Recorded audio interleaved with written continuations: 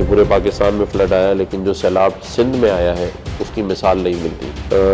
21 لاکھ تو ابھی بھی بے گھر ہیں، ٹوٹ گئے ہیں، لیکن آپ نے دیکھا کہ انہوں نے کہیں شور نہیں مچایا، کہیں انہوں نے روڈ بلاک نہیں کیے، کہیں وہ پاکستان کے خلاف بات نہیں کر رہے۔ وہ صبر سے، شکر سے ایک وقت کی روٹی کھا کے بھی ایک ٹینٹ کے اندر اپنے بچوں کے ساتھ اپنی زندگی گزار رہے ہیں، نہ جہاں لائٹ ہے۔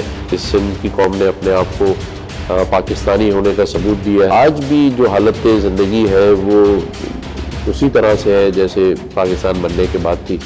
مجھے تو کوئی چینج نظر آیا۔ آپ سندھ گورنمنٹ کو ہٹا کے کسی کی بھی گورنمنٹ لائیں گے، وہ بھی یہی ہوگا جو ہو رہا ہے۔ جب عمران خان جیسا آدمی جو 1 کروڑ نوکریوں اور 50 لاکھ گھروں کا وعدہ کر کے پورا نہیں کر سکا، تو پھر آپ بتائیں اور کون کرے گا؟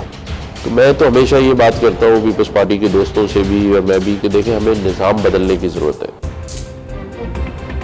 بورڈ میں 21 لکھ مانو بے گھر थियण باوجود سندھين احتجاج نہ कयो आहे۔ सिंधी क़ौम जे सब्र ऐं सहब खे सलाम कयां थो।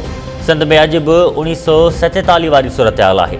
सॼी सिंध घुमी ॾिठी अथमि, 1 रुपयो बि ख़र्च न कयो वियो आहे। गवर्नर सिंध कामरान टसूर जी टाइम न्यूज़ खे ख़ुसूसी इंटरव्यू। गवर्नर चयो त ॾोह मुराद अली शाह जो न पर सिस्टम जो आहे।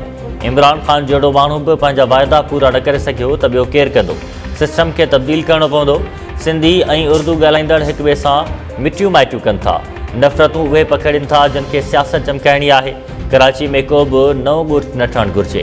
अॻुवाट मौजूदु ॻोठनि ते हक़ मिलणु घुरिजनि। मुकमल इतफ़ाक़ राय थियण ताईं नए सूबे जी ॻाल्हि ई न करणु घुरिजे।